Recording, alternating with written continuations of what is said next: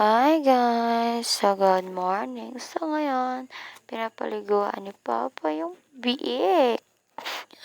So yung biik na yan, pinapaliguan ni Papa. So alam nyo ba, ito yung mukha nila pag niliguan sila.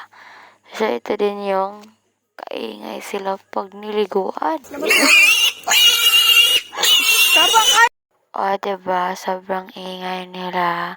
Nakakairing yung boses ng mga biik na to pag niliguan. Kasi nga, hindi naman, wala kasi kaming kuryenteng, tubig yung pinapasitan lang sila. Kasi nga, hindi kami kasi malapit lang naman sa amin yung tubigan nito, yung ganyan, yung parang tab.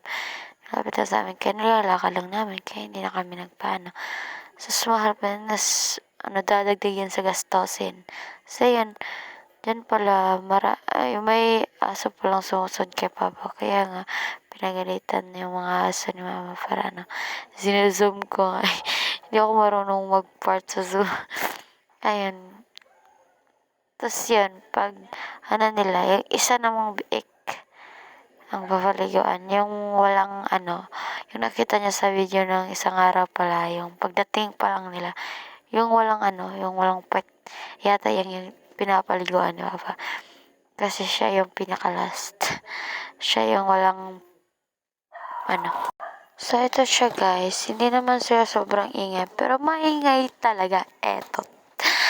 Tignan nyo kung anong kaingay.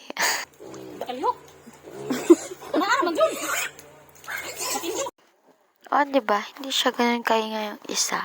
Yung isa, parang pinuputulan talaga siya ng leg. Yung iniihaw na siya. Kaingay niya. Yung isa naman, hindi naman siya masyadong maingay. Ganun lang yung ingay niya pag pinapaliguan siya. Kaya yun, sobrang sarap niya ligo. Ayan.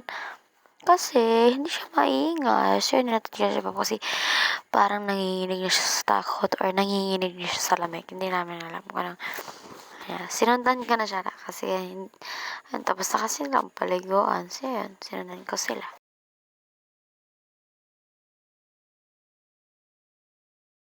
So, yun guys, nanginginig talaga yung isa sa sobrang lamig. So, paalis na nga kami at umalis na nga ako kasi nga, iniiwanan na ako. Iniiwanan na nila ako kaya nagpapadali na ako. Tumakbo na yung kapatid ko kasi nga paalis na sila. Huwag niyong iwan. Charot. Hindi nga lang ako iniwan. So yun, paalis kasi kami kasi pumunta kami ng Tagbilaran kasi nga pawasik sa Salto Ras kasi may bibilin. Tignan niyo naman yung ina ko. Walang kaartehan yan. Walang kahalong-halong arte yan kasi hindi naman talaga kami maarte. Hindi ako umarte pag umalis. Sila, parang wala lang. Parang nasa bahay lang. So, makikita niyo sa video na nakailas ako kasi namamaga pa yung mata ko. So, bye-bye. Palis na kami.